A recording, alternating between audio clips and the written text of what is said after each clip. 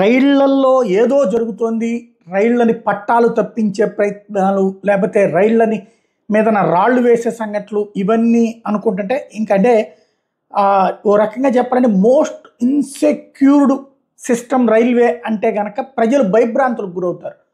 ఎందుకంటే రోజుకి 1 కోటి మంది ప్రయాణం చేసేటటువంటి ప్రపంచంలో ఏకైక సర్వీస్ రైల్వేస్, భారత రైల్వేస్. కాబట్టి అక్కడ భయాందోళన సృష్టించే ప్రయత్నాలు జరుగుతున్నాయి. అందులోనే పట్టాల మీద రాళ్ళు పెట్టడాల దగ్గర నుంచి, పట్టాలు తప్పించడాల దగ్గర నుంచి. ఇవాళ తాజాగా విశాఖపట్నం రైల్వే స్టేషన్లో కోర్బా తిరుమల ఎక్స్ప్రెస్ అన్నటువంటిది తగలబడింది. అది ఎక్కడైతే విశాఖపట్నం రైల్వే స్టేషన్లో ఉండగానే B6, B7, M1 బోగీలు, AC బోగీలు తగలబడ్డాయి. అకస్మాత్తుగా వచ్చినటువంటి మంటలు పెద్ద ఎత్తున వచ్చేటప్పటికి అదృష్టవశాత్తు అది ఆగి ఉన్నటువంటి రైల్లో వచ్చినటువంటి మంటలు కావడంతో ప్రయాణికులు అందరూ, ఎక్కేవాళ్ళు దిగేవాళ్ళు అందరూ కూడా వాళ్ళ సామాన్లు తీసుకుని కిందకి దిగిపోయారు.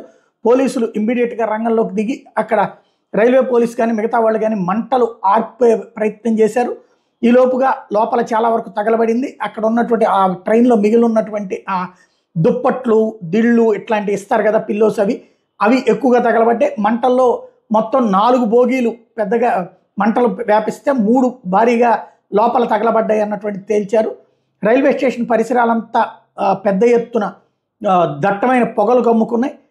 ప్రయాణికుల్ని బయటికి పంపించి అధికారులు ముందు ఆ రైల్ని ఆ పట్టాల మీద నుంచి తప్పించి ట్రాఫిక్, ఎందుకంటే వైజాగ్ అనేది హైయెస్ట్ ట్రాఫిక్ ఉంటుంది కాబట్టి దాన్ని సరి చేస్తున్నారు. కానీ ఇక్కడ కుట్ర అనే పదం ఎందుకు వాడుతుందంటే ఆగి ఉన్న రైలు, ఇప్పుడు ఒక రైలు ఇంకో రైలు గుద్దుకుందంటే ఒక అర్థం ఉంది, లేదా రైలు రన్నింగ్లో ఉన్నప్పుడు మంటలు వచ్చిందంటే అర్థం ఉంది. ఆగి ఉన్న రైల్లో కూడా మంటలు వచ్చినాయి అంటే సంథింగ్. అయితే మనం ఇప్పుడే జడ్జిమెంట్ ఇవ్వలేం అసలు ఎందుకు జరిగింది ఏంటి అన్నట్టు. కానీ ఇంతవరకు రైలు ప్రమాదాలన్నింటిలో కూడా ప్రమాదం జరిగినప్పుడు హడావిడి జరుగుతుంది. బట్ ఆ తర్వాత చూస్తే కనుక ఎవరిని అరెస్ట్ చేస్తున్నారు, అక్కడితో కేసు క్లోజ్ అయిపోతుంది. అదే తప్పుడు పని చేసేటటువంటి వాళ్ళకి ధైర్యం అవుతుంది.